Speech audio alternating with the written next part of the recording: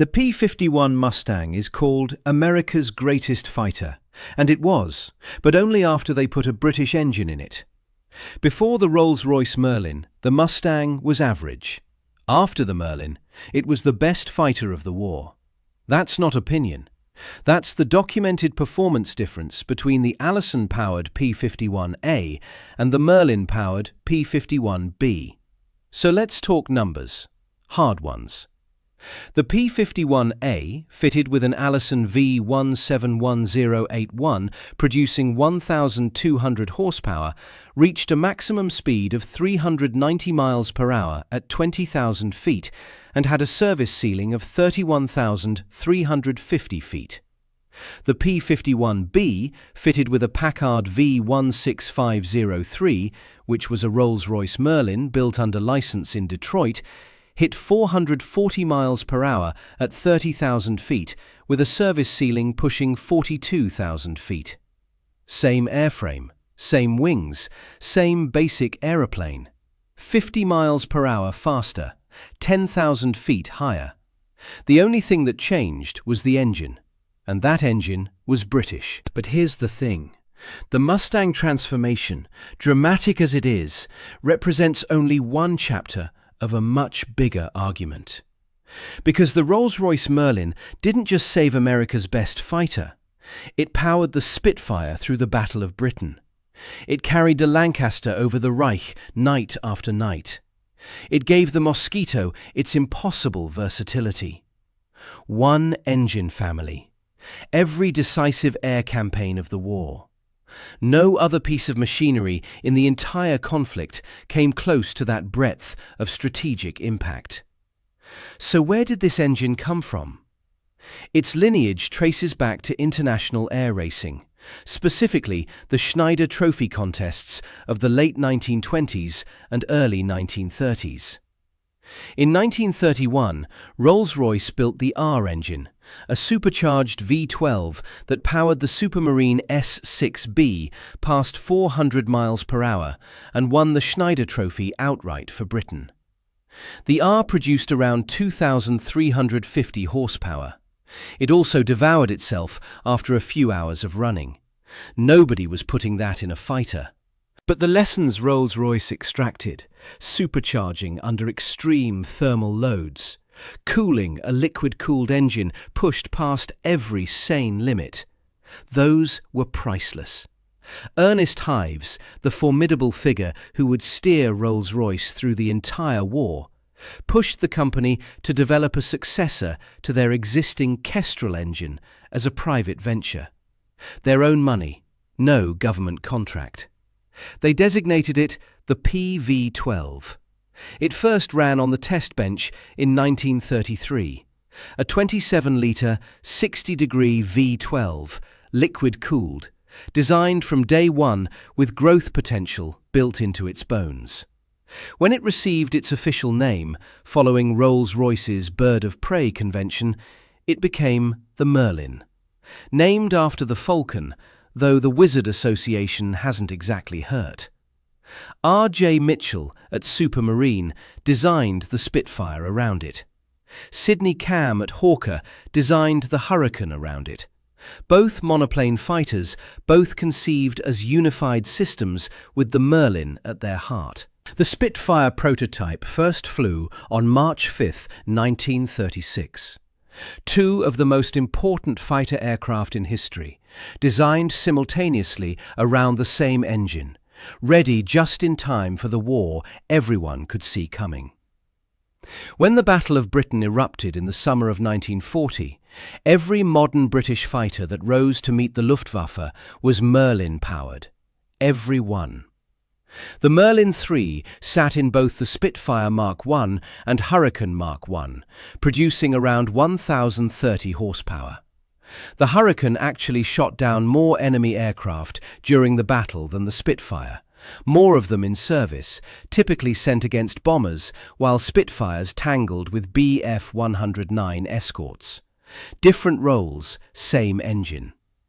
Its failure rate during combat missions was less than 1%.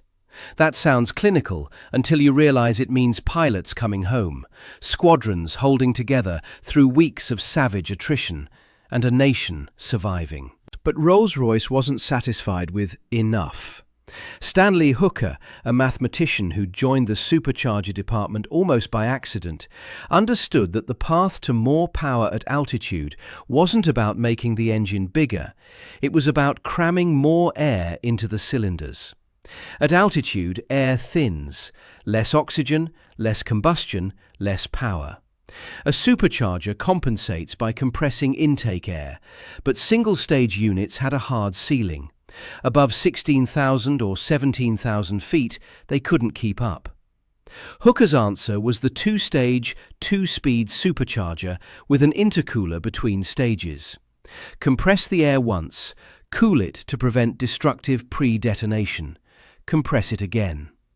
The Merlin 61, entering production in 1942, produced 1,565 horsepower and delivered rated power at 23,500 feet, altitudes where earlier Merlins were gasping.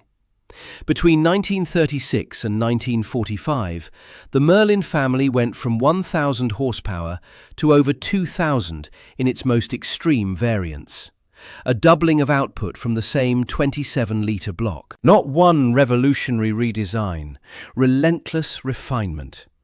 The Merlin XX gave 1,280 to 1,480 horsepower.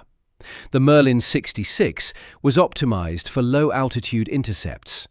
The Merlin 72 and 77 were tuned for extreme high-altitude work. Variants for every role. Consider the sheer multiplication.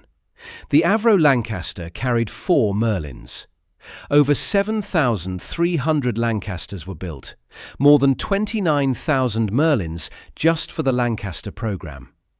Those bombers dropped more tonnage than any other Allied type, including the 12,000-pound Tallboy and 22,000-pound Grand Slam earthquake bombs.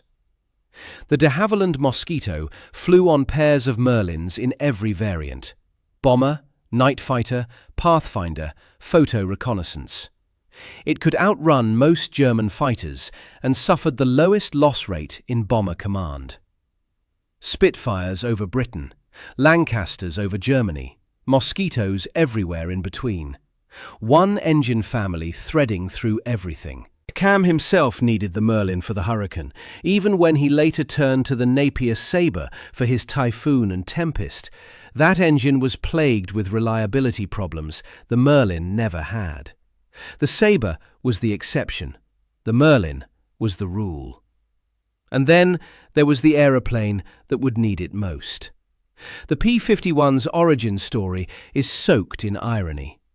In 1940, the British Purchasing Commission was in America, desperate for fighters. Curtiss couldn't build P-40S fast enough. They approached North American Aviation in Inglewood, California, asked them to manufacture P-40S under license. North American's president, Dutch Kindleberger, and chief designer Edgar Schmood made a counter-offer that changed history. Forget the P-40. We'll design something better. They promised a prototype in 120 days. The NA-73X first flew on October 26, 1940, completed in a reported 117 days from contract to first flight.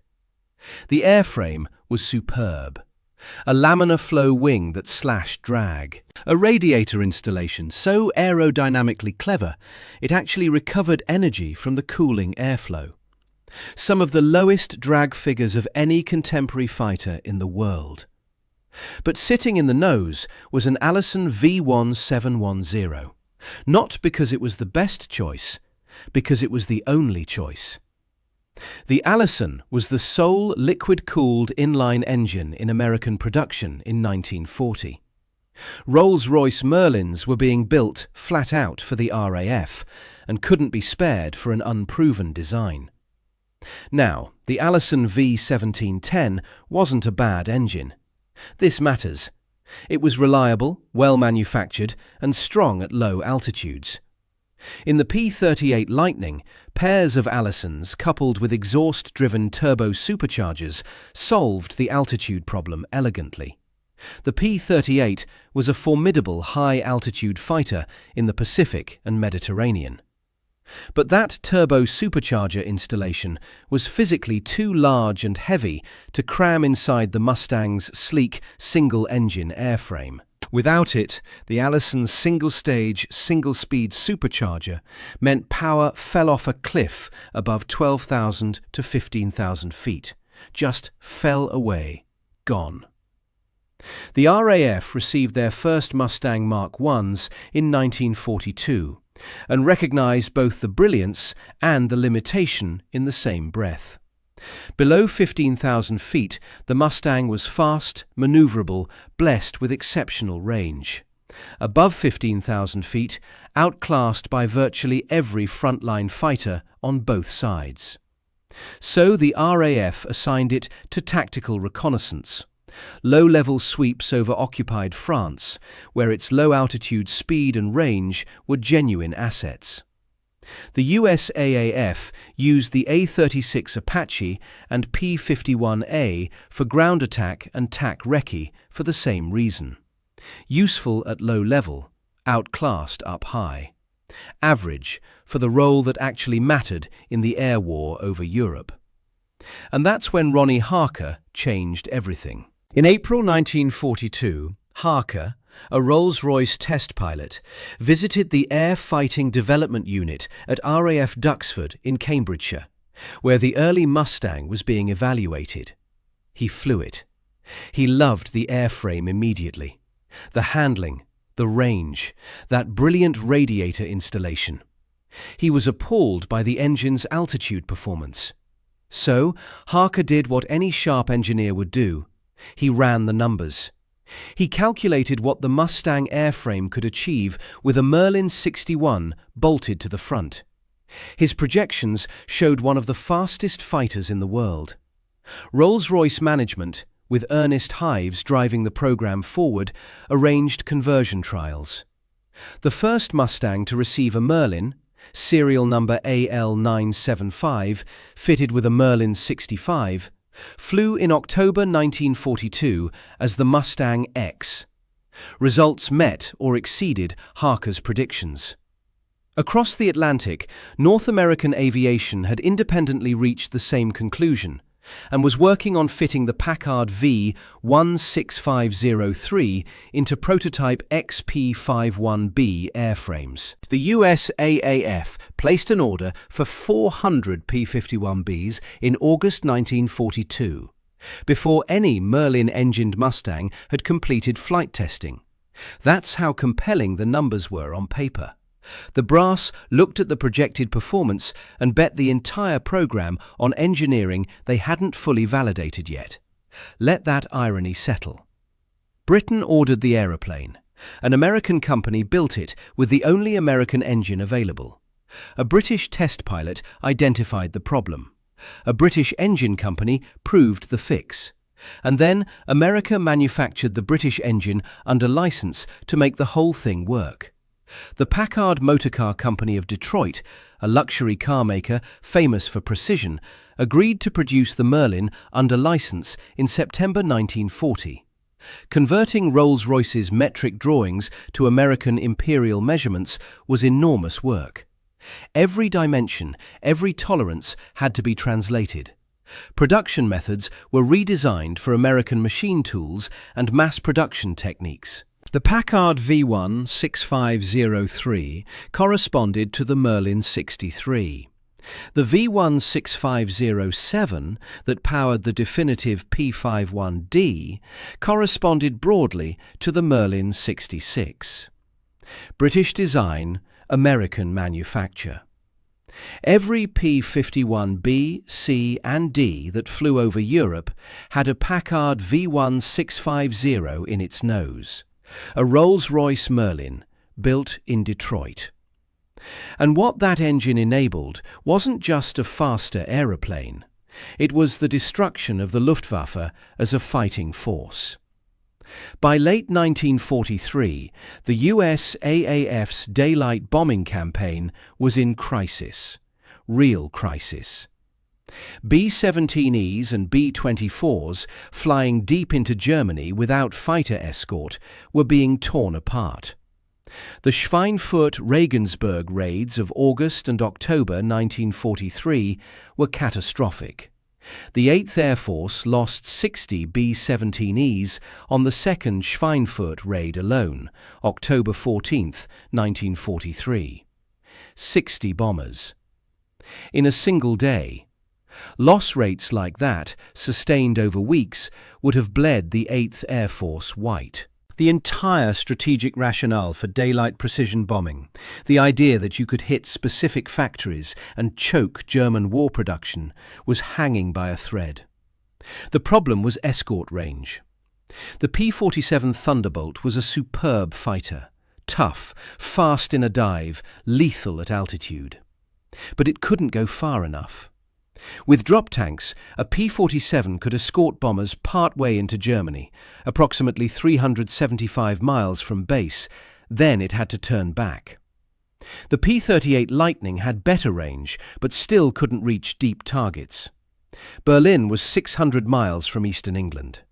No single-engine American fighter could get there, fight, and get home. And the Luftwaffe knew it. German controllers tracked the escort fighters and waited. The moment the P-47s turned for home, the Bf-109s and Fw-190s ripped into the bomber formations. It was methodical, predictable, and devastating. The Merlin-powered P-51B changed the arithmetic overnight. It arrived in the European theatre in late 1943 with the 354th Fighter Group, which flew its first operational mission on December 1, 1943. With drop tanks, the P-51B had a combat radius exceeding 600 miles, Berlin and back. The combination of the Merlin's fuel efficiency, its power above 30,000 feet, and the Mustang airframe's extraordinarily low drag gave it range no competitor could match. Not the P-47, not the P-38, not the Spitfire, which drank fuel far faster. Only the Merlin Mustang could go all the way. February 1944. Operation Argument, Big Week. For 6 days, starting February 20th, the 8th and 15th Air Forces launched a massive coordinated assault on German aircraft factories. Hundreds of bombers. And this time, P-51Bs went with them, all the way. The Luftwaffe came up to defend their factories because they had no choice. If they didn't, the bombers would flatten their production capacity. If they did, the P-51s would be waiting. Lieutenant General Jimmy Doolittle, who'd taken command of the 8th Air Force in January 1944, made a tactical decision that was as bold as it was brutal.